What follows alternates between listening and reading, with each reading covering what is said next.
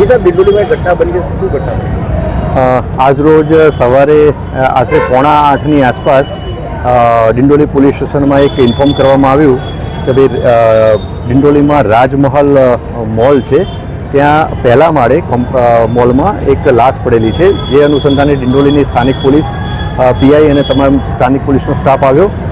શરૂઆતમાં dead body જે હતી એની ઓળખ નથી થઈ. થોડી ઘણી પ્રાથમિક તપાસ કરી અને એની ઓળખ કરવામાં આવી. તો જેનું ખૂન થયેલું છે એનું નામ છે રાજ અજય દુબે.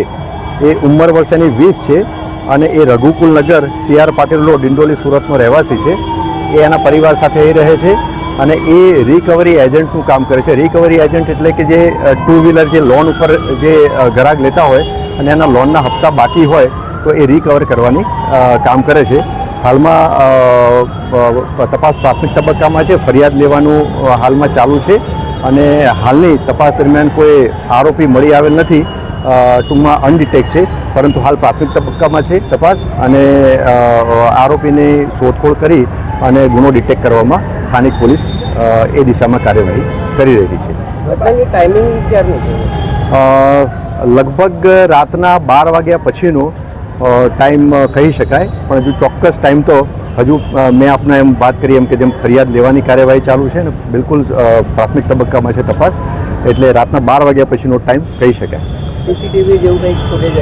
સીસીટીવી કેમેરા હજુ જોવાનું ચાલુ છે. હજુ તો ફરિયાદ લેવાની કાર્યવાહી ચાલુ છે, એટલે એના પછી જે કંઈ બીજી પેરેલલ જે તપાસ થતી હશે એ તમામ કાર્યવાહી સ્થાનિક પોલીસ હાથ ધરશે.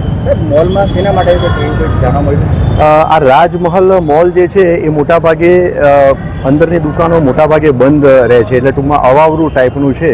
અને પહેલા માળે જે જગ્યાએ ડેડ બોડી પડેલી છે એ ભાગની તો તમામ દુકાનો બંધ જ રહેતી હોય છે, એટલે અવાવરું જગ્યા છે, બરાબર છે. એટલે ત્યાં ડેડ બોડી પડેલી છે અને મેં આપને જેમ જણાવ્યું એમ કે હજુ અનડિટેક્ટ છે કેસ અને ફરિયાદ લેવાની કાર્યવાહી ચાલુ છે.